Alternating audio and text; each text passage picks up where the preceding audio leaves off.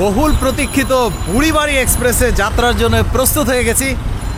যাত্রার জন্য আমি চলে এসেছি ঢাকার কমলাপুর রেলওয়ে স্টেশনে।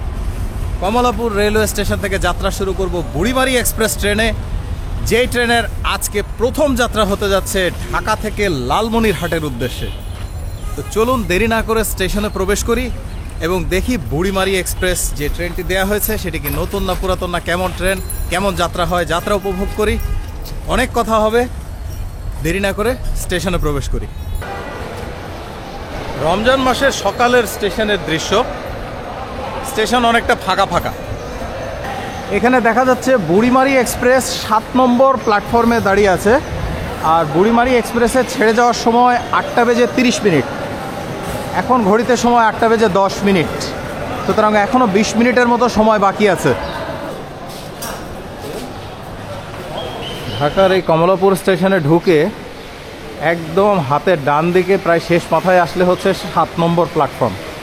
সাধারণত এই 7 নম্বর প্ল্যাটফর্ম থেকে ব্রডগেজের যে ট্রেনগুলো পদ্মা সেতু হয়ে যায় এই 7 নম্বর এবং 8 নম্বর প্ল্যাটফর্মে রাখা থাকে। এই যে প্ল্যাটফর্ম নাম্বার 7 নম্বর প্ল্যাটফর্মে এই যে দেখা যাচ্ছে বুড়িমারি এক্সপ্রেস দাঁড়িয়ে আছে।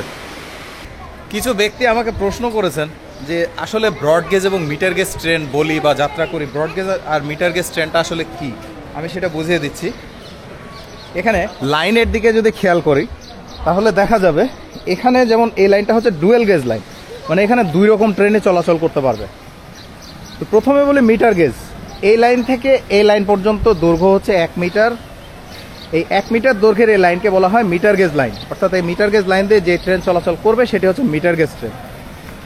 আর একদম এই মাথা থেকে এই মাথা পর্যন্ত পুরোপুরি যে লাইনটি সেটি হচ্ছে প্রায় 1.5 মিটারের মতো, এটা হচ্ছে ব্রড গেজ। মানে এই পুরো এই 2 লাইনে যে চাকা থাকবে যেই ট্রেনের, সেই ট্রেন হচ্ছে ব্রড গেজের ট্রেন এবং সেই ট্রেন আকারে মিটার গেজের থেকে চওড়ায় আরও বেশ কিছুটা বড় হবে। আমি আজকে যে ট্রেনে যাত্রা করব অর্থাৎ বুড়িমারি এক্সপ্রেসে, এটা হচ্ছে মিটার গেজ ট্রেন। কারণ লালমনিরহাট যেই এলাকা, সেই লালমনিরহাট এলাকায় ব্রডগেজ লাইন নাই, শুধু মিটার গেজ লাইন আছে। তো এখানে দেখা যাচ্ছে প্রথমে আছে একটা মালগাড়ি।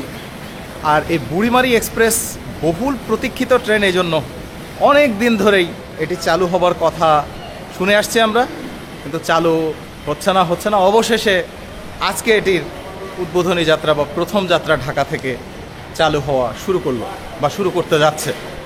এবং এই হচ্ছে বুড়িমারি এক্সপ্রেস।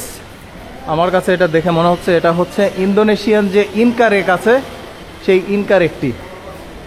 809, 810 বুড়িমারি এক্সপ্রেস। এখনও ট্রেনে তেমন কোনো যাত্রী আসেনি, কারণ এখনও ট্রেনের সময় বাকি প্রায় 15 মিনিট। ইনকা রেকের ক্ষেত্রে দেখা যায় এরকম আয়না সমেত বেসিন থাকে, হ্যাঁ বেসিনে পানিও আছে। আর তাছাড়া সাবান লক্ষ্য করা যায়, তবে আজকে সাবান নেই। কেন উদ্বোধনী যাত্রা সাবান নেই তা জানি না। আর এই হচ্ছে টয়লেট বা ওয়াশরুম। পাওয়ার কার থেকে লাইন দেওয়া হয়নি, এই জন্য এখনো গাড়ি অন্ধকার, মানে এখানে লাইট জ্বলছে না। যাই হোক, এটি হচ্ছে সাধারণ যে কমোড, সেই কমোডগুলো, এবং এখানে হাই কমোড বা উঁচু যে কমোডগুলো সেই কমোডের ব্যবস্থাও আছে, তবে ওয়াশরুমগুলো খুবই ছোটোখাটো। আর এই হচ্ছে শোভন চেয়ার শ্রেণীর যে সিট, সেই শোভন চেয়ার শ্রেণীর সিট, যে এক পাশে 2টা, মানে 2 পাশেই 2টা করে সিট। আর এই সিটগুলো আমার কাছে খুব ভালো লাগে, কারণ আমি সাধারণত একলা যাত্রা করি, সেজন্য একলা যাত্রা করার জন্য এই সিটগুলো বেশ ভালো। আর যদি কেউ দল ভ্রমণে আসেন তাহলে মাঝের এই সিটগুলোতে যাত্রা করতে পারেন। 31, 32, 33, 34 এরকম সিটে এভাবে আরামে গল্প করতে করতে যাত্রা উপভোগ করতে পারবেন।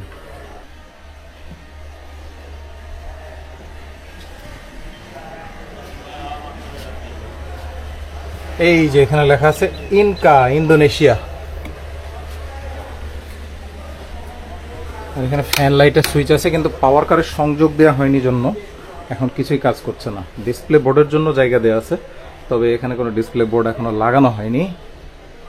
সিটের হাতলে বসবেন না, এটা আমিও সবসময় বলি। আর এখানে পাওয়ার সকেট আছে, তাছাড়া সিটের পাশেও কিন্তু পাওয়ার সকেট আছে। আর এই শোভন চেয়ারের যে সিটগুলো, এই সিটগুলো কিন্তু কিছুটা হেলানো যায়, খুব বেশি না হলেও মোটামুটি ভালোই হেলানো যায়, মানে দীর্ঘ যাত্রার জন্য খারাপ না, বেশ আরামদায়ক। এখানে দেখা যাচ্ছে কিছুটা সাজানো আছে, মানে সাজানো বলতে কি কিছু রঙিন কাপড় দিয়ে সাজানো, বেশ কিছু জায়গাতে রঙিন কাপড় লাগানো আছে।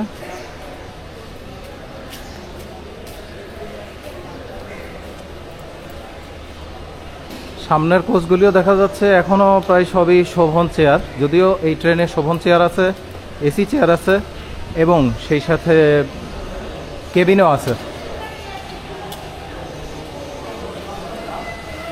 কিন্তু যে নতুন উদ্বোধনী যাত্রা উপলক্ষে যে এই যে রঙিন কাপড় দিয়ে যে সাজানো হয়েছিল, সেই সাজানোগুলো অনেকটাই উঠে গেছে। এর প্রধান একটি কারণ হতে পারে, এটা প্রথমে আজকে সকালে যে কিছুক্ষণ আগে এই ট্রেনটি লালমনিরহাটের থেকে ঢাকা পর্যন্ত যাত্রা করে এসেছে। ঢাকা থেকে এটা হচ্ছে প্রথম যাত্রা। তো লালমনিরহাট থেকে ঢাকা আসতে আসতেই যা সাজানো ছিল, সাজানো গোছানো যেই সৌন্দর্যগুলো, সেগুলো উড়ে গেছে বাতাসে। আর এই হচ্ছে পাওয়ার কার। এখানে পাওয়ার কার আছে, আর পাওয়ার কারের সাথে ইনকারেকে আমরা জানি যে সালাত আদায়ের জন্য একটি ঘর থাকে। এই হচ্ছে সেই সালাত আদায়ের ঘর। সালাত আদায়ের ঘরটা কিন্তু বেশ সুন্দর, মানে এখানে বেশ কয়েকজন মানুষই সালাত আদায় করতে পারবে, প্রায় 10 জনের মতো। এবং এখানে মখমলের যে কার্পেট, সেই কার্পেট বিছানো আছে।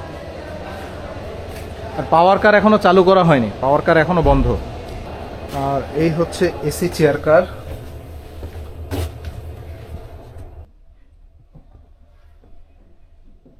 এসি চেয়ার কারও যদি কেউ দল ভ্রমণ করেন, তখন দেখা যাচ্ছে যে 26, 27, 28, 29 এই হচ্ছে এই 4টা সিট নম্বর। আর এখানে হচ্ছে 30, 31 আর 24, 25 এই হচ্ছে সিট নম্বর। এই সিটগুলোই ভ্রমণ করলে দেখা যাচ্ছে যে দল বেঁধে একসাথে ভ্রমণ করলে তখন আনন্দদায়ক যাত্রা উপভোগ করা যায়। এই কোচগুলো সিট আমি আগেও দেখিয়েছি, সিট কিছুটা মখমল প্রকৃতির, মানে শোভন চেয়ারের সাথে এর পার্থক্যই হলো এই মূলত একটি জায়গায় যে সিটগুলো কিছুটা মখমল ধরনের এবং সিট একই রকমভাবে হেলানো যায় আর বসে কিছুটা আরাম অনুভব করা যায়। আর মূলত এয়ার কন্ডিশন কোচ মানেই হচ্ছে আপনার বাহিরের আওয়াজ থেকে কিছুটা মুক্ত থাকা যায়, মানে বাহিরের যে আওয়াজ থাকে, আওয়াজ অতটা থাকবে না। তারপরে অনেক সময় অনেক হকার আসে, সেই হকারের আনাগোনাটা কিছুটা কম থাকে। এসি কোচগুলোতে এই সুবিধাই মূলত পাওয়া যায়। তাছাড়া এসি কোচেও এখানে কিন্তু দেখা যাচ্ছে পাওয়ার সকেট আছে, চার্জ দেওয়া যায়। আর যদি বলি সিটের লেগ স্পেস ভালোই। এটা শোভন চেয়ারেও যেমন এসি চেয়ার কারও প্রায় তেমনই, খুব একটা পার্থক্য নেই।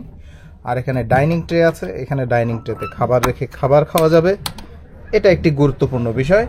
এটি শোভন চেয়ারে নেই, কিছু কিছু শোভন চেয়ারে আমার মাঝে মাঝে দেখা যায় থাকে। বুড়িমারি এক্সপ্রেসে আমি যা দেখলাম অনলাইনে ঢুকে, এখনো অনেক টিকিট বিক্রি হয়নি, মানে মানুষজন অনেকে জানেও না যে এই ট্রেন চালু হয়েছে, তাই অনেক সিট খালি। এবং এসি চেয়ার কার তো পুরোটাই খালি, কোনো যাত্রী ছিল না। এবং সর্বশেষ এখানে যেটি দেখা যাচ্ছে গার্ড ব্রেকের আগে, সেটি হচ্ছে এসি কেবিন। এসি কেবিনে যদি ঢুকি, এই কেবিনটা যেমন দেখা যাচ্ছে, এখানে 3 জন, এই পাশে 3 জন, 6 জন দিনের বেলা যাত্রা করতে পারবেন, কারণ এটা এসি সিট হিসেবে গ্রহণযোগ্য হবে। এখানে এটাকে কিন্তু উঠিয়ে দেওয়া যায়, এইভাবে করে সিটটাকে উঠিয়ে এখানে হেলান দেওয়া যাবে। আর এখানে কেবিন আছে বেশ অনেকগুলোই। এখানে এই যে দেখা যাচ্ছে, এটা একটা সিঙ্গেল কেবিন। এখানে উপরে একটা বেড আছে, নিচে একটা বেড আছে, তবে এটা যেহেতু বার্থ হিসেবে ব্যবহার হবে না, মানে শোয়ার জন্য ব্যবহার হবে না, এইটাকে বাদ হিসেবেই ধরতে হবে, মানে এখানে কেউ থাকবে না। যদি কেউ থাকতে চায় সেটা আলাদা কথা, কিন্তু এখানে মূলত 1, 2, 3 জনের সিট হবে।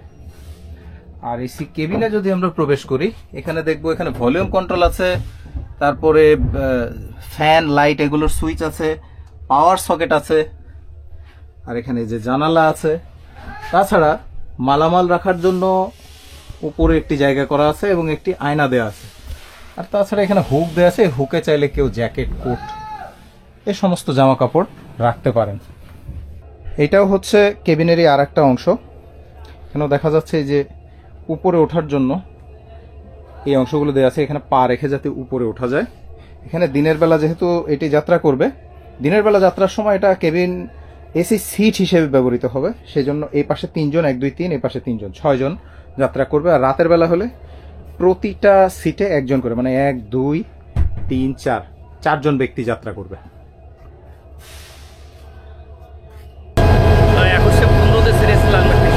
আর বুড়িবাড়িতে উদ্বোধন হয়েছে সকাল 11:30-12টার দিকে। উদ্বোধন হওয়ার পরে লালবাগ থেকে আবার উদ্বোধনী ট্রেনের সামনে দাঁড়িয়ে আছেন আমাদের আজকের লোকোমাস্টার বা লোকো পাইলট, আর ওনার সাথে আছে আমিও যাত্রা করব। যদিও উদ্বোধনী যাত্রাটা লালমনিরহাটের থেকে ওদিক থেকে হয়ে আসছে, এদিক থেকে ঢাকার থেকে উদ্বোধন, যেটা মানে ঢাকার থেকে প্রথম যাত্রা, ঢাকার থেকে প্রথম যাত্রায় আমি এই যাত্রায় অংশগ্রহণ করতে পেরে বেশ আনন্দিত।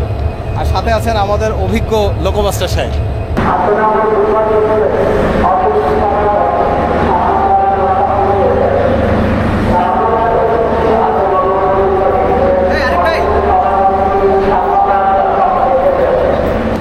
আজকে প্রথম যাত্রা, তবে পানি ভরার কাজ হচ্ছিল, এই জন্য প্রায় 10 মিনিটের মতো যাত্রায় কিছুটা বিলম্ব। এখন খবর হয়ে গেল এবং সিগন্যাল দিয়ে দিয়েছে ট্রেন ছেড়ে দিবে।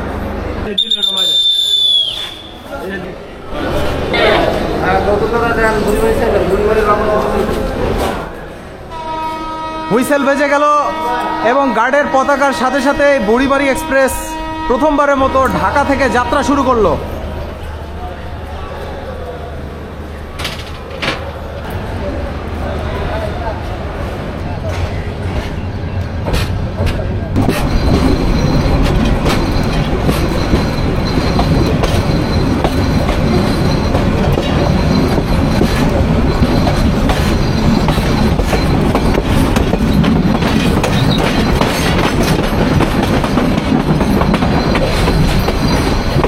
অনেক আগে থেকেই চালু হবার কথা থাকলেও 2024 সালের 12ই মার্চ বুড়িমারি এক্সপ্রেস প্রথম চলাচল শুরু করে।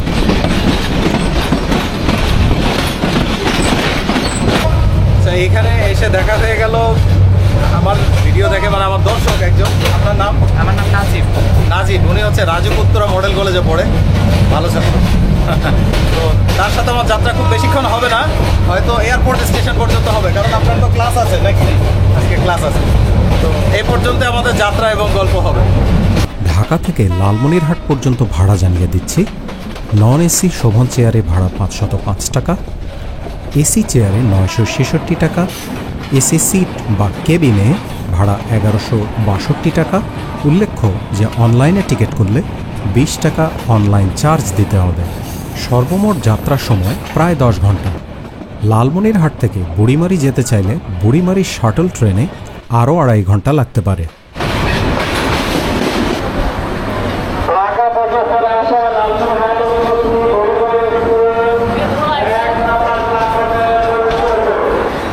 হুইসেল বেজে গেল 9টা বেজে 16 মিনিটে। আমাদের এই ট্রেন যদিও ছাড়ার কথা 8টা 58-তে বিমানবন্দর থেকে, কিন্তু যেহেতু কমলাপুর থেকে ছাড়তে কিছুটা বিলম্ব হয়েছে, তাই আমরা মোটামুটিভাবে 16-17 মিনিটের একটি বিলম্বে যাত্রা করছি। আর বিমানবন্দর স্টেশন ছাড়ার পর এই ট্রেনের কিন্তু পরবর্তীতে যে গন্তব্য স্টেশন সেটি হচ্ছে একেবারে সরাসরি ঈশ্বরদী বাইপাস। ঈশ্বরদী বাইপাসের আগ পর্যন্ত আর কোনো স্টেশনে এই ট্রেন থামবে না, যদিও বঙ্গবন্ধু সেতুর পূর্বের স্টেশনে থামবে, তবে পূর্বের যে স্টেশন আছে সেই স্টেশনের কিন্তু টিকিট হয় না।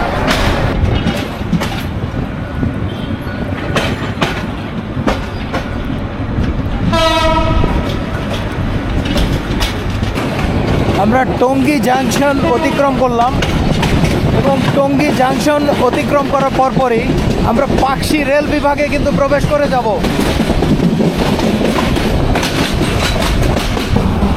ট্রেনের গতি বর্তমানে 60 কিলোমিটারের আশেপাশে, তবে আরও কিছু দূর যাওয়ার পরে ট্রেনের গতি বাড়তে পারে এবং সান্তাহারের পর ট্রেনের গতি বাড়বে, এটা আমি অনেকটাই নিশ্চিত, কারণ আমি ওদিকে যাত্রা করেছি। ওদিকে বেশ গতি নিয়েই কিন্তু করতোয়া এক্সপ্রেস, তারপরে দোলনচাপা এক্সপ্রেস এগুলো চলাচল করে। বিরাশ্রম স্টেশন চলে আসলাম জয়দেবপুর জাংশনে। জয়দেবপুর জাংশনে যদিও আমাদের কোনো বিরতি নেই, তবে মনে হচ্ছে যে এতটা ট্রেন যেহেতু গতি কমানো হয়েছে, কোনো ক্রসিং থাকতে পারে। ক্রসিং থাকলে ট্রেন দাঁড়াবে, নতুবা ট্রেন সরাসরি চলে যাবে।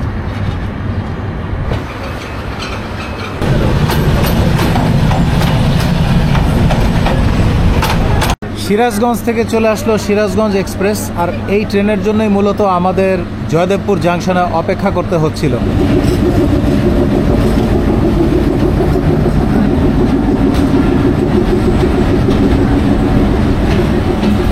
অবশেষে 10টা বেজে 2-তে 2 নম্বর প্ল্যাটফর্ম থেকে জয়দেবপুর জাংশন থেকে আমাদের বুড়িমারি এক্সপ্রেস হুইসেল বাজিয়ে দিল। রাজধানী ঢাকার সাথে লালমনিরহাট জেলার সীমান্তবর্তী স্টেশন বুড়িমারির যোগাযোগের প্রথম রেল সেবা এটি। বুড়িমারি সীমান্ত পার হয়ে সহজে ভারতের শিলিগুড়ি ছাড়াও নেপাল ও ভুটান যাওয়া যায়। সীমান্তবর্তী অঞ্চলের মানুষের যাতায়াতের জন্য এই রেল সেবাটি খুবই গুরুত্বপূর্ণ। ট্রেনের গতি কিন্তু এখন সর্বোচ্চ, মানে 80 কিলোমিটারের আশেপাশে, এবং বাংলাদেশে বর্তমানে মিটার গেজ ট্রেনে 80 কিলোমিটারই সাধারণত সর্বোচ্চ গতিসীমা বেঁধে দেওয়া হয়।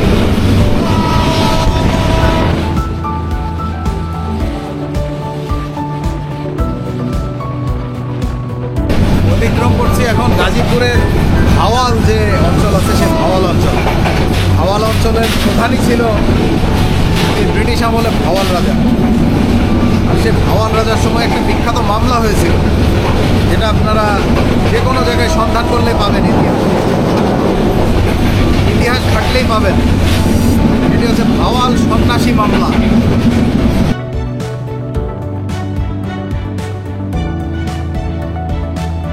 বুড়িমারি এক্সপ্রেস ট্রেনের বিরতি স্টেশনগুলো হচ্ছে ঢাকা বিমানবন্দর, ঈশ্বরদী বাইপাস, নাটোর, সান্তাহার জাংশন, বগুড়া, বোনারপাড়া, গাইবান্ধা, কাউনিয়া এবং সর্বশেষ লালমনিরহাট।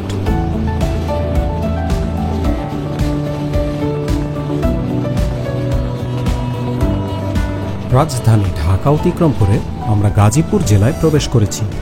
খ্রিস্টাব্দ 16 শতকে গাজী বংশের শ্রেষ্ঠ শাসক ছিলেন ফজলউদ্দিন মোহাম্মদ গাজী বা ফজল গাজী।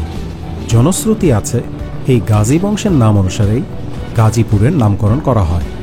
শেষ জীবনে ফজল গাজী মুঘলদের কাছে হেরে তিনি ও তার ছেলে সোনা গাজী তৎকালীন চন্দ্রদ্বীপ বা বরিশাল অঞ্চলে বসবাস করেন। দেশের সর্ববৃহৎ ফসল গবেষণা প্রতিষ্ঠান বাংলাদেশ কৃষি গবেষণা ইনস্টিটিউট এ জেলায় অবস্থিত। এছাড়া এখানে সরকারি বেসরকারি অনেকগুলো বিশ্ববিদ্যালয় রয়েছে।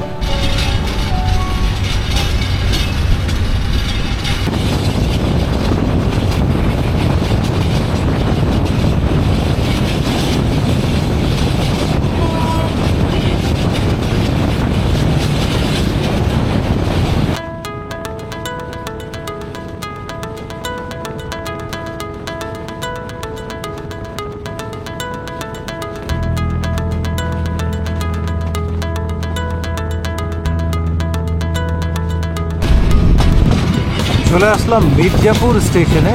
মির্জাপুর স্টেশনেও আমাদের কোনো বিরতি নেই, তবে মনে হচ্ছে কোনো না কোনো ক্রসিং আছে, অর্থাৎ অপর দিক থেকে কোনো একটি ট্রেন আসছে। যেহেতু এটি সিঙ্গেল লাইন, তাই আমাদেরকে এখানে দাঁড়াতে হবে, এবং আমি সামনে খালি চোখে দেখতে পাচ্ছি লাল বাতি জ্বলে আছে। এভাবে যদি সারা রাস্তায় সিগনালে পড়তে থাকি বা ক্রসিংয়ে পড়তে থাকি, তাহলে আমাদের পৌঁছাতে বিলম্ব তো হবেই, অনেক বেশি বিলম্ব হবে। আর এই কারণেই হয়তো এই ট্রেনটিকে প্রথম পর্যায়ে, মানে এখন একেবারে বুড়িমারি পর্যন্ত চালানোর সিদ্ধান্ত নেওয়া হয়। মানে প্রধান যে রেকটি, মানে আমি এখন যে রেকে আছি, এই কোচগুলো গিয়ে পৌঁছাবে লালমনিরহাট পর্যন্ত, এবং লালমনিরহাটের থেকে যারা বুড়িমারি যাবেন তারা উঠবেন একটি শাটল ট্রেন। ঠিক সুন্দরবন এক্সপ্রেস আগে যেভাবে চলাচল করতো, মানে ঢাকার জয়দেবপুর পর্যন্ত আসতো, জয়দেবপুর থেকে ঢাকা পর্যন্ত শাটল ট্রেন চলাচল, তেমন শাটল ট্রেনে করে বুড়িমারি চলে যাবে। আর দেখা যায় ভাই, না ভাই, পক্ষান্তরে যারা বুড়িমারি থেকে এই ট্রেন ধরে ঢাকার উদ্দেশ্যে আসবেন, তারা দেখা যাচ্ছে সন্ধ্যা 6টা বা এরকম কোনো সময় শাটল ট্রেনটি বুড়িমারি থেকে ছাড়বে। সেই ট্রেনে করে লালমনিরহাটে এসে অপেক্ষা করবেন, এবং এই ট্রেন আসলে লালমনিরহাটের থেকে এই ট্রেনে চেপে বসে ঢাকার উদ্দেশ্যে যাত্রা শুরু করতে পারবেন। অপর দিক থেকে তীব্র গতিতে ছুটে আসছে একটি ট্রেন। এটি ব্রডগেজের ট্রেন। আমার কাছে মনে হচ্ছে রাজশাহী থেকে ছেড়ে আসা বনলতা এক্সপ্রেস হতে পারে।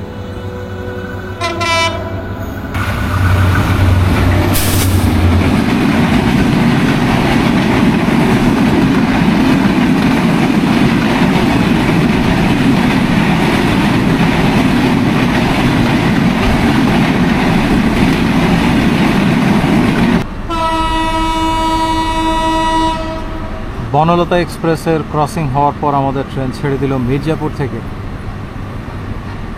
জানি না আরও কত জায়গায় থামতে হয়, তবে আমাদের পরবর্তী গন্তব্য স্টেশন ঈশ্বরদী বাইপাস।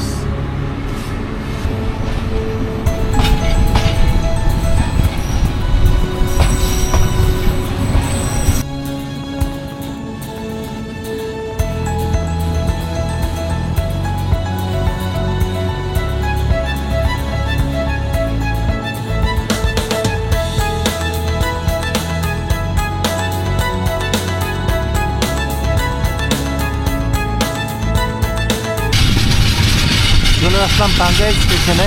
এখানেও আমাদের ট্রেন থেমে যাচ্ছে, কারণ দেখা যাচ্ছে সামনে লাল বাতি জ্বলছে। এখানেও হয়তো কোনো না কোনো একটা ট্রেনের সাথে ক্রসিং আছে। টাঙ্গাইল স্টেশনে এই পাশেও আরেকটি প্ল্যাটফর্ম তৈরি করা হয়েছে। এতদিন টাঙ্গাইল স্টেশনে শুধুমাত্র ওই পাশে, যে পাশে টিকিট কাউন্টার ঘর, সেই পাশেই প্ল্যাটফর্ম ছিল।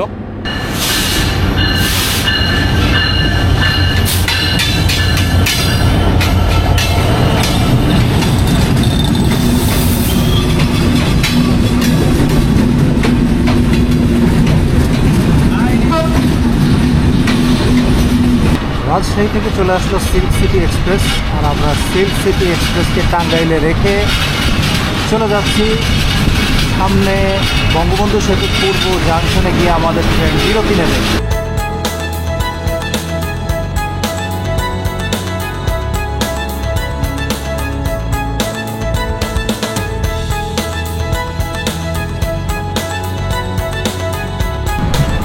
চলে আসলাম বঙ্গবন্ধু সেতু পূর্ব জাংশনে। এখানে চাকা পরীক্ষার জন্য একটি বিরতি হবে। আর এই স্টেশনে অনেক দিন থেকেই দেখা যাচ্ছে বিশাল কর্মযজ্ঞ চলছে।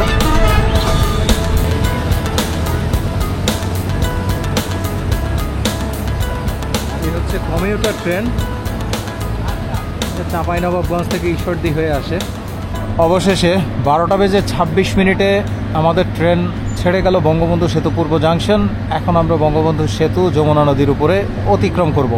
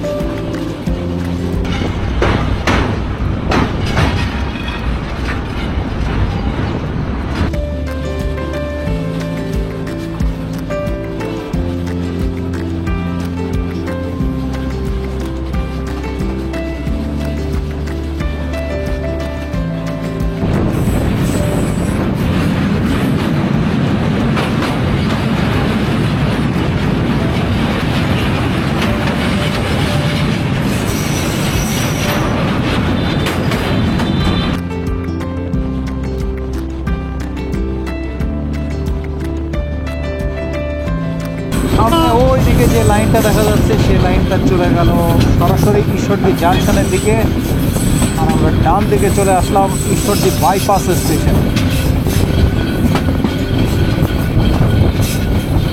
বঙ্গবন্ধু সেতু পার হওয়ার পর এক টানে বরাবর 1 ঘন্টা 5 মিনিট সময় লাগিয়ে আমরা পৌঁছে গেলাম ঈশ্বরদী বাইপাস। 12:30 আমাদের ট্রেন ঈশ্বরদী বাইপাস ছেড়ে যাওয়ার কথা, সেই জায়গায় এখন বাজে 2:10।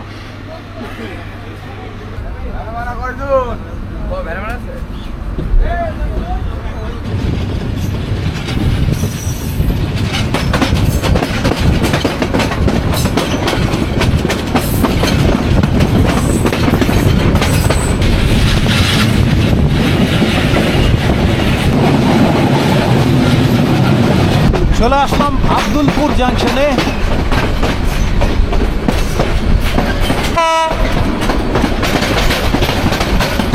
আব্দুলপুর জাংশনে আমাদের কোনো বিরতি নেই,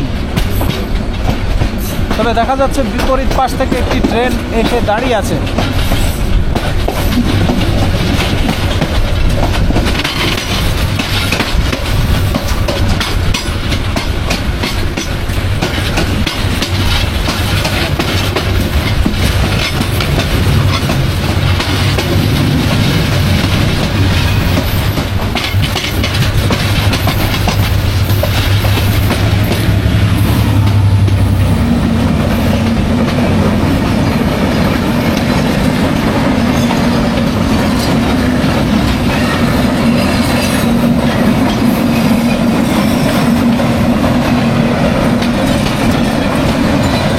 চলে গেল দেখতে দেখতে বাংলাদেশের অতি জনপ্রিয় একটি ট্রেন, সেটা হচ্ছে রূপসা এবং সীমান্ত।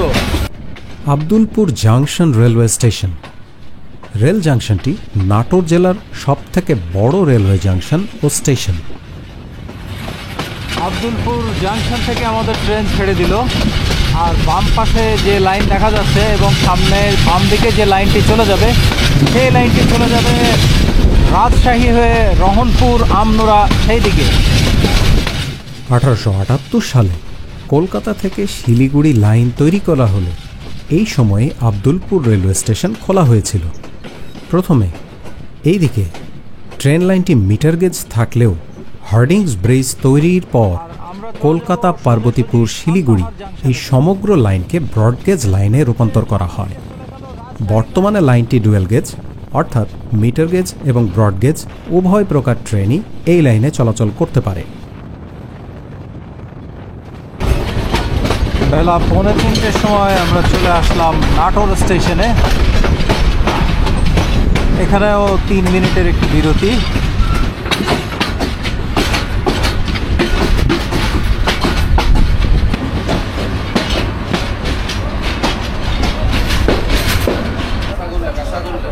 নাটোরে আসার পরে এই যে দেখা যাচ্ছে হকাররা এসেছে কাঁচাগোল্লা নিয়ে।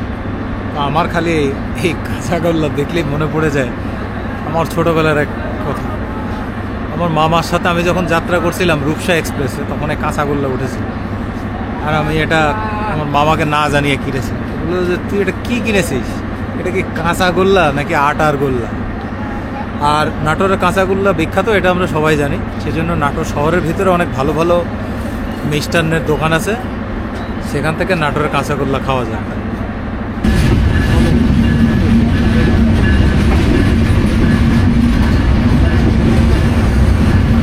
এই দ্রুতযান এক্সপ্রেসেই কিছুদিন আগেও চলতো ইনকারেক, এখন চলে এলএসবি রেক।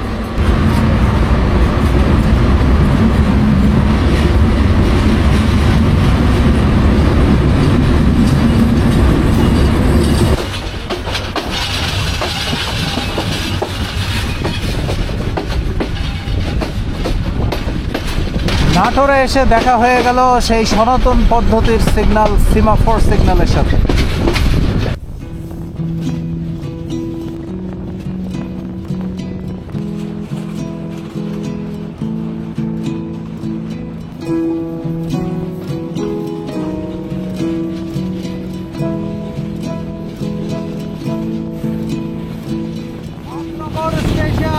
এখানে এসে দেখা হয়ে গেল লালমনিরহাটের থেকে ঢাকাগামী লালমনি এক্সপ্রেসের সাথে।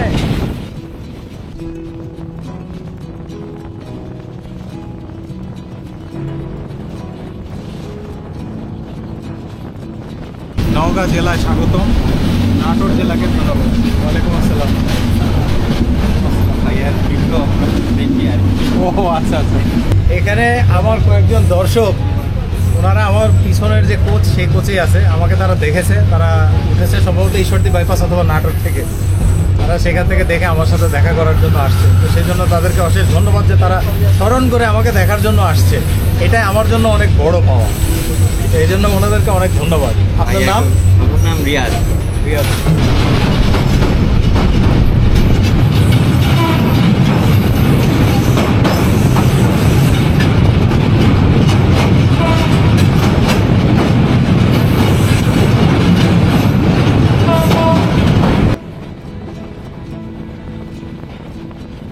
সান্তাহার জাংশনের একদম কাছেই এখানে একটি সেতুর নির্মাণ কাজ চলমান থাকায় আমরা সান্তাহার জাংশনের কাছে চলে এসেছি। বগুড়া জেলায় অবস্থিত সান্তাহার বহু পূর্ব থেকেই রেল যোগাযোগের জন্য বিখ্যাত। বর্তমানে এ শহর সান্তাহার নামে পরিচিত হলেও এর পূর্ব নাম ছিল সুলতানপুর। ব্রিটিশরা তখন এ অঞ্চলে রেল যোগাযোগ সম্প্রসারণের উদ্যোগ নিলে যে মৌজাটির উপর রেল স্টেশন তৈরি করা হয় তার নাম ছিল সাঁতাহার মৌজা। এই জাংশন স্টেশনটি সাঁতাহার মৌজায় প্রতিষ্ঠিত হওয়ার পর সাঁতাহার নামেই পরিচিত হতে থাকে। তৎকালীন অধিকাংশ অফিসার ইংরেজি বা অন্য ভাষাভাষী হবার কারণে তারা ইংরেজি সাঁতাহার লিখতে গিয়ে চন্দ্রবিন্দু থাকার কারণে এন শব্দটি ব্যবহার করেন। এর ফলেই সাঁতাহার থেকে সান্তাহার নামের উদ্ভব হয় এবং কালক্রমে সান্তাহার ব্যাপকভাবে পরিচিত হওয়ায় সুলতানপুর নামটি বিলুপ্ত হয়। একদম সেই প্রাচীন আদলে গড়ে তোলা যে সান্তাহার জাংশন স্টেশন, সেই সান্তাহার জাংশন, এবং এখানে দেখা যাচ্ছে রিফ্রেশমেন্ট রুম, তারপরে বিশ্রামাগার এবং তারপরে হচ্ছে টিকিট ঘর। 1800 খ্রিস্টাব্দের শেষ ভাগে ভারতীয় উপমহাদেশে যে সামান্য কয়েকটি শহর দ্রুত আধুনিক হয়ে ওঠে, সান্তাহার তাদের মধ্যে অন্যতম। এটি একটি রেল প্রসিদ্ধ শহর। তৎকালীন অবিভক্ত ভারতবর্ষে সান্তাহার থেকে ভারত তথা কলকাতা থেকে দার্জিলিংগামী দার্জিলিং মেইল নামে খ্যাত রেলগাড়ির মাধ্যমে যাত্রা করা যেত। যাত্রা শেষ? আচ্ছা, ঠিক আছে, খোদাহাফেজ, দেখা হবে। বেশ কর্মব্যস্ত দেখা যাচ্ছে সান্তাহার জাংশনে এই সময়। এখন হচ্ছে পড়ন্ত বিকেল, হলুদ বাতি জ্বলে গেছে, সুতরাং এখনই ট্রেন ছাড়বে। আর সান্তাহার থেকে এই ট্রেনে ছেড়ে যাওয়ার সময় হচ্ছে 2:20 এখন বাজে 4:05 এবং ছেড়ে দিল।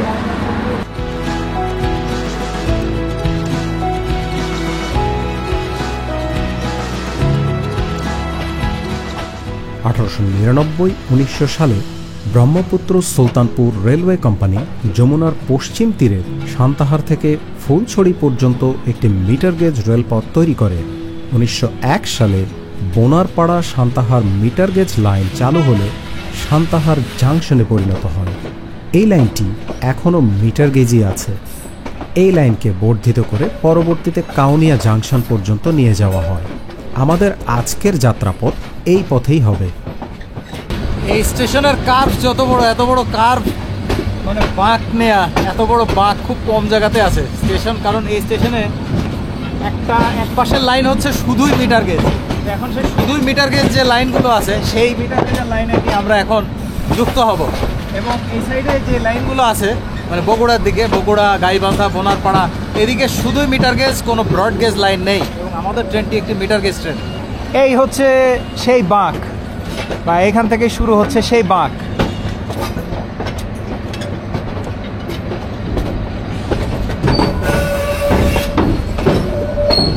এবার কিন্তু ট্রেনে আস্তে আস্তে গতি বাড়তে শুরু করবে, কারণ এই লাইনগুলো বেশ ভালো এবং এই লাইনে আমি এর আগেও যাত্রা করেছি। অনেক আনন্দদায়ক যাত্রা। এখন থেকে আরেকটা নতুন যাত্রা শুরু হবে, কারণ এদিককার যে দৃশ্য আমার কাছে এর আগে আমি যে কয়বারে ভ্রমণ করেছি খুবই ভালো লেগেছে। খুবই মনোরম দৃশ্য।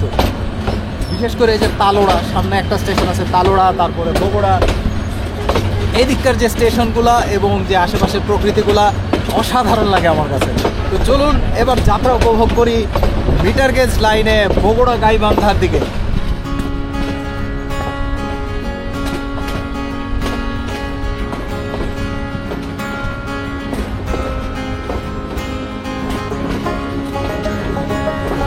আর এদিকে স্বাগতম জানাচ্ছে বাংলাদেশ রেলওয়ে লালমনিরহাট বিভাগে।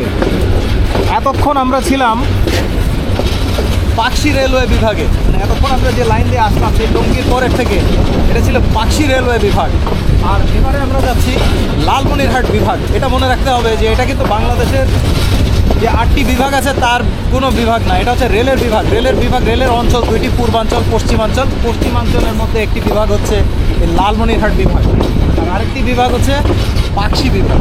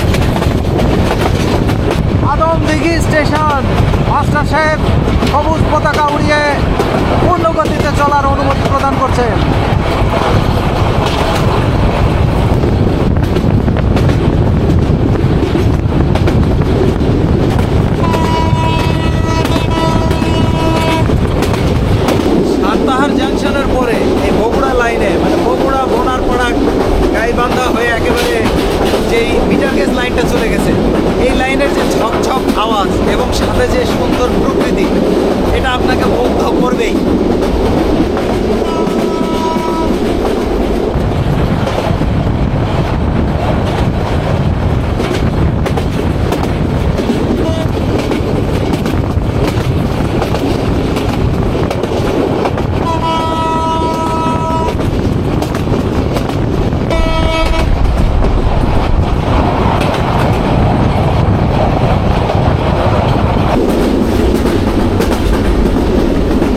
করতোয়া নদীর কোল ঘেঁষে অবস্থিত বগুড়া শহর, যাকে উত্তরবঙ্গের প্রবেশদ্বার বলা হয়, বাংলার প্রাচীনতম একটি নগরী বগুড়া।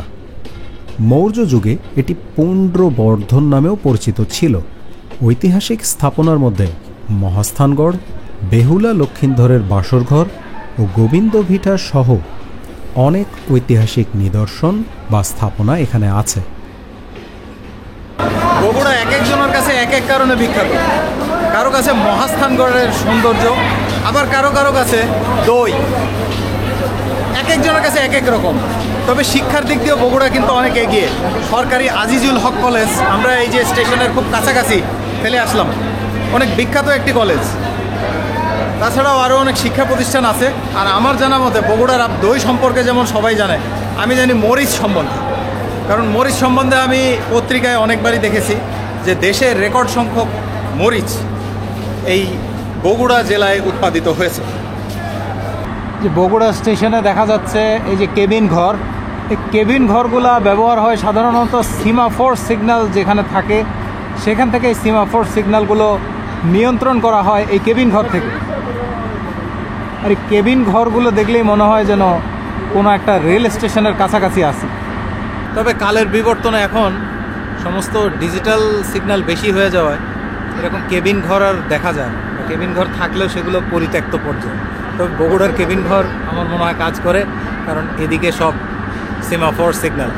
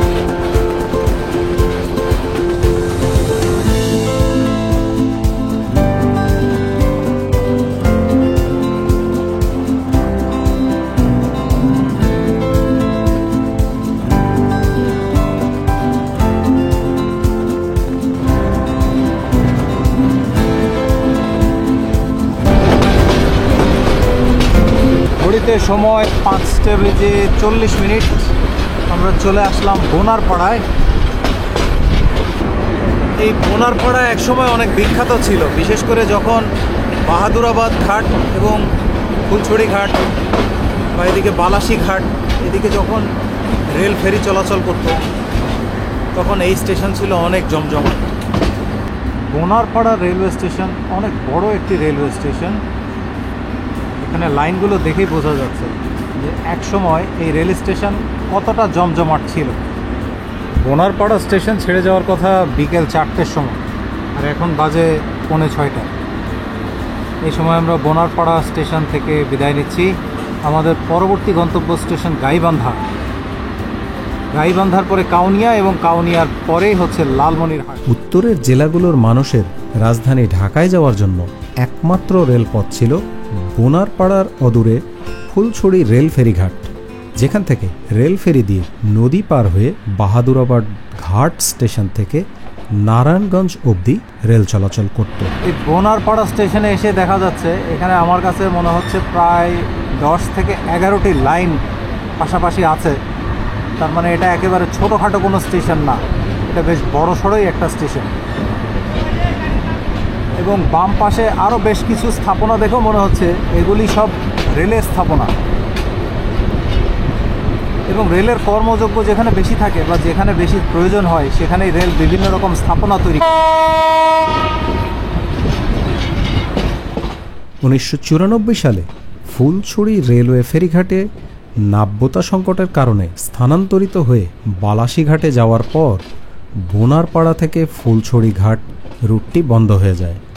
তখন থেকে বোনারপাড়া রেলওয়ে জাংশনটি গুরুত্বহীন হয়ে পড়ে।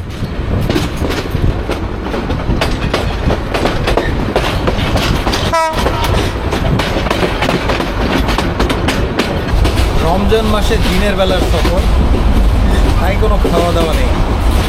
যেহেতু সন্ধ্যা হয়ে গেছে ইফতারের ব্যবস্থা তো করতেই হবে। তবে রাস্তায় কোথায় কি ইফতারি পাওয়া যায় না যায় সেজন্য আমি আমার সাথে করেই খেজুর আর পানি এনেছি। তবে আমি আপনাদের বলবো, রমজানের সময় যদি কেউ দিনের বেলা সফর করেন আর যদি আপনাদের সফরের সময়ের মধ্যে ইফতারের সময় হয়ে যাওয়ার সম্ভাবনা থাকে, তাহলে আপনারা মুড়ি, খেজুর, পানি, পারলে ছাতু রাখবেন। ছাতু শুনতে হাসি লাগলেও ছাতু কিন্তু খুব ভালো কাজের। আজকে আমার মনে হচ্ছে ছাতু থাকলে আমার আর কোনো চিন্তাই ছিল না, পেট ভরে খাওয়া যেত। ত্রিমোহনী জাংশন রেলওয়ে স্টেশন থেকে ব্রহ্মপুত্র নদের বালাসী ফেরিঘাট সেকশনে ট্রেন চলাচল করত। বালাসী বাহাদুরাবাদ ফেরি পারাপারের মাধ্যমেই দেওয়ানগঞ্জ, জামালপুর, ময়মনসিংহ হয়ে ঢাকার সঙ্গে ছিল উত্তরাঞ্চলের রেল যোগাযোগ। যমুনায় বঙ্গবন্ধু সেতু দিয়ে রেল ও সড়ক যোগাযোগ চালু হওয়ার পর কর্তৃপক্ষ এই রুটের রেল ফেরি চলাচল বন্ধ করে দেয়। এতে বন্ধ হয়ে যায় ত্রিমোহনী বালাসীঘাট রুটে রেল চলাচল। এখনও পর্যন্ত এই লাইনটি অব্যবহৃত অবস্থায় আছে। আমাদের চলাচলের গতিপথ ছাড়া তৃতীয় দিকটি চলে গেছে ডান পাশে।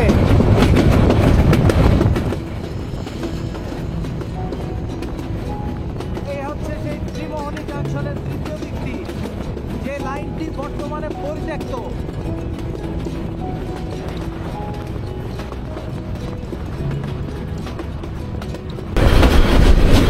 আমার ঘড়িতে সময় 6:07 এবং আমরা পৌঁছে গেলাম গাইবান্ধায়।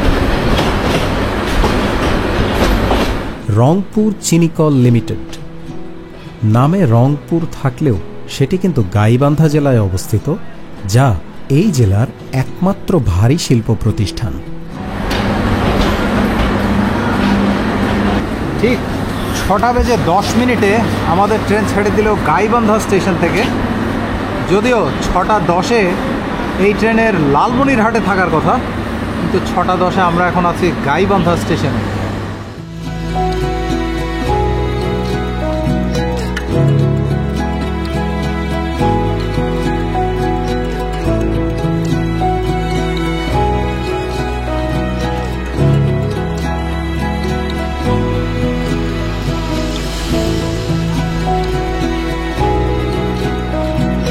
সময় অনুযায়ী ইফতারির সময় কিন্তু হয়ে গেছে 6:11।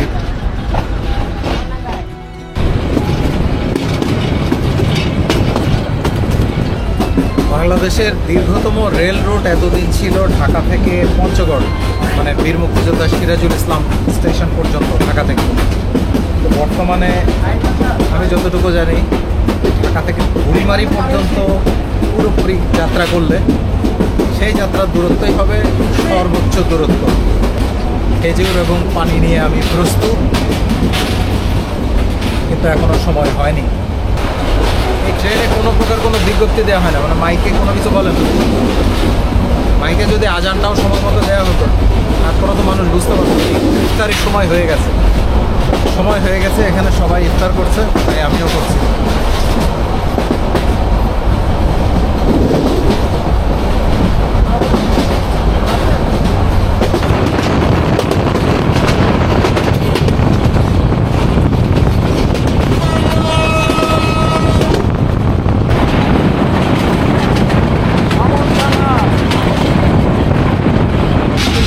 চলে আসলাম পীরগাছা স্টেশনে।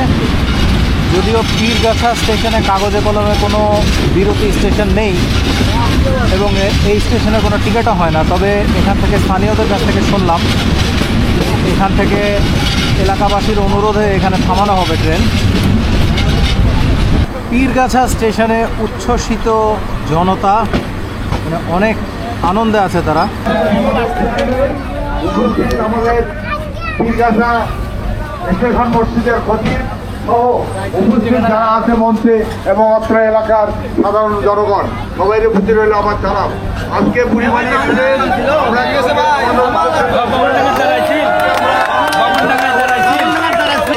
ধন্য কালকে 30,000 লোক 30,000 লোক।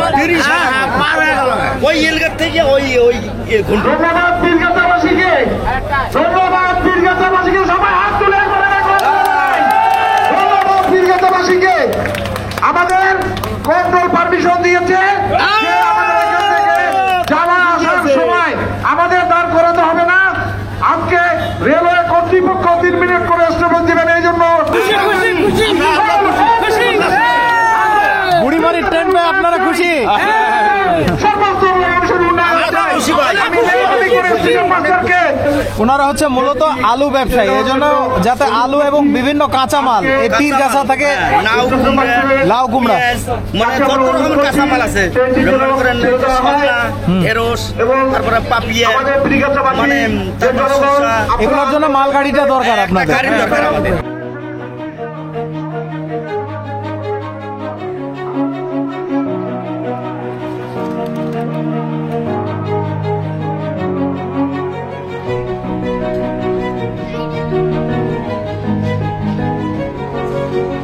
ঠিক আমি আগে যেরকমটি বলছিলাম যে পীরগাছা স্টেশনে কোনো প্রকার কোনো বিরতি দেওয়া হয়নি এবং কোনো টিকিটও হতো না পীরগাছা স্টেশনে, মানে ঢাকা থেকে এই ট্রেনে। তো এলাকাবাসীর অনুরোধের ফলে বা আন্দোলনের ফলে তারা জমায়েত হয়েছে, তারা জমায়েত হয়ে ট্রেনকে থামিয়েছে এবং তারা আবেদন জানিয়েছে এবং এটা রেলওয়ে গ্রহণ করেছে। এখন থেকে থামবে, এই স্টেশনে ট্রেন থামবে।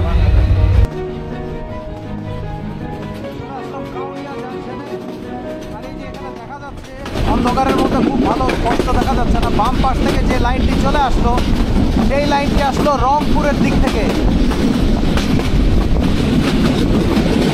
আর আমরা চলে যাব সোজাসুজি তিস্তা নদীর তিস্তা ব্রিজের উপর দিয়ে লালমনিরহাট। এই হচ্ছে কাউনিয়া জাংশন।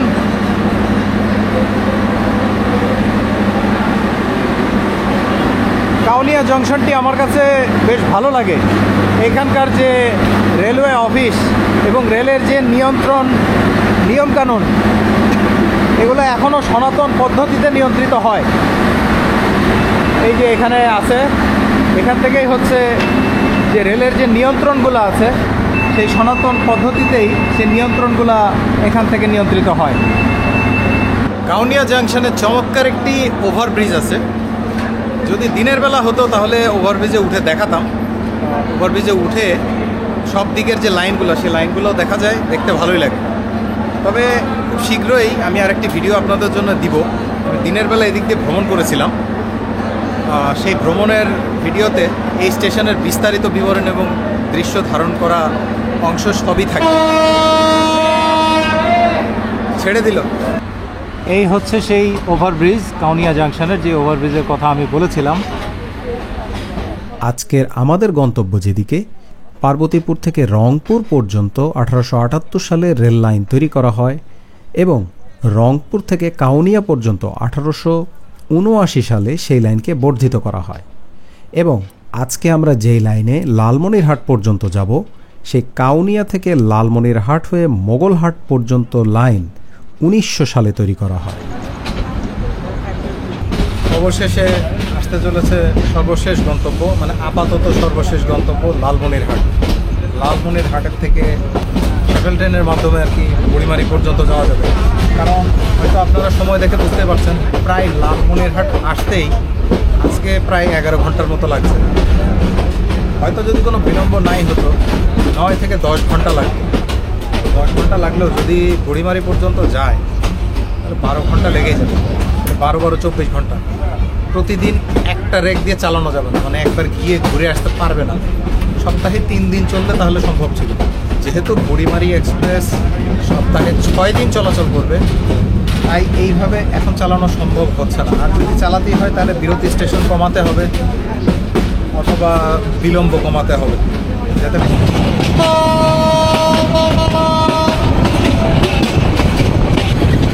চলে আসলাম তিস্তা ব্রিজ।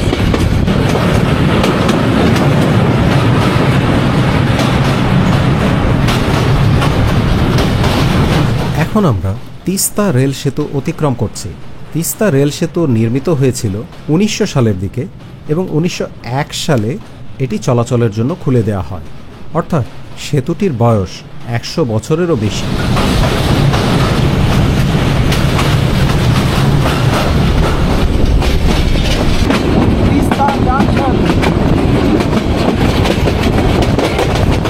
লালমনিরহাট থেকে বুড়িমারি পর্যন্ত এই লাইনকে বর্ধিত করা হয় 1901 সালে। বিংশ শতাব্দীর শুরুতে লালমনিরহাট একটি গুরুত্বপূর্ণ রেলওয়ে কেন্দ্র হিসেবে আত্মপ্রকাশ করে, কারণ এই স্টেশনের দ্বারা কলকাতার সাথে আসামের রেল যোগাযোগ স্থাপিত হয়েছিল। 1995 সাল পর্যন্ত লালমনিরহাট থেকে মোগলহাট পর্যন্ত লোকাল ট্রেন চলাচল ছিল। পরবর্তীতে এই সেকশনটি পরিত্যক্ত ঘোষণা করা হয়। তখন থেকেই লালমনিরহাট স্টেশন তার জংশন নামের খেতাব হারিয়ে ফেলে। চলে আসলাম রেলওয়ে বিভাগীয় শহর লালমনিরহাটে। লালমনিরহাটে আমরা আর কিছুক্ষণের মধ্যে স্টেশনে ঢুকবো। আর এই লালমনিরহাট একসময় অনেক বিখ্যাত ছিল, যখন আসাম মেল চলতো। যদিও লালমনিরহাট আগে জাংশন ছিল, এখনও জাংশন নেই, কারণ লালমনিরহাট জাংশন ছিল সেই হিসেবে। যেদিক থেকে আমরা আসলাম সেটা একটা দিক, আর একটা দিক হলো বুড়িমারি, এবং তৃতীয় দিকটা হলো মোগলহাট, যে মোগলহাট হয়ে ধরলা নদীর উপর দিয়ে ভারতের গীতলদ হতে চলে যায় লাইন।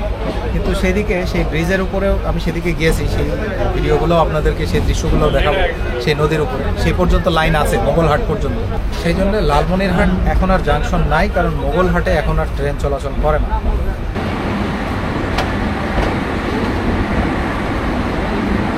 লালমনিরহাটে স্টেশনে প্ল্যাটফর্ম বেশ উঁচু করা হয়েছে।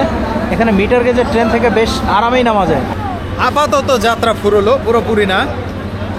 লালমনিরহাটে আসার পর এই যে রেকে করে আসলাম, ইনকারেক, লাল সবুজ সাদা, এই ইনকারেকের যাত্রা ফুরলো। এজন্য অবশ্যই ধন্যবাদ দিতে হয় বাংলাদেশ রেলওয়ে এবং বুড়িমারি এক্সপ্রেস ট্রেনকে, কারণ যাত্রা পথের দৃশ্য অসাধারণ, এবং সবচেয়ে বড় কথা, এটা এই এলাকাবাসীর মানুষের জন্য খুবই দরকারি একটি রেল সেবা, এবং এটি খুবই প্রয়োজন ছিল মানুষজনের। এই যে আমার এই পাশে দেখা যাচ্ছে যে ট্রেন, এটা হচ্ছে শাটল ট্রেন। যারা লালমনিরহাট যাবে তারা এই শাটল ট্রেনে চেপে লালমনিরহাট চলে যেতে পারে। তবে আজকে রাত হয়ে গেছে, আজকে আমি আর লালমনিরহাট থেকে সেই বুড়িমারি পর্যন্ত আর যাব না। তবে আপনাদের অবশ্যই যদি দেখতে ইচ্ছা করে তাহলে আমি পরবর্তীতে একটা ভিডিও দেব, কারণ আমি শীতকালেই ভ্রমণ করেছিলাম এইরকম এই শাটল ট্রেনে, এই লালমনিরহাটের থেকে বুড়িমারি পর্যন্ত। অসাধারণ দৃশ্য ছিল, প্রাকৃতিক দৃশ্য, অনেক সুন্দর। সেই যাত্রাগুলো আমি আপনাদের সামনে তুলে ধরবো, তাহলে আপনারা এই যাত্রাপথের দৃশ্য কেমন হয় সেটিও আপনারা উপভোগ করতে পারবেন, এবং স্টেশনগুলো কেমন হয় সেটাও দেখতে পারবেন।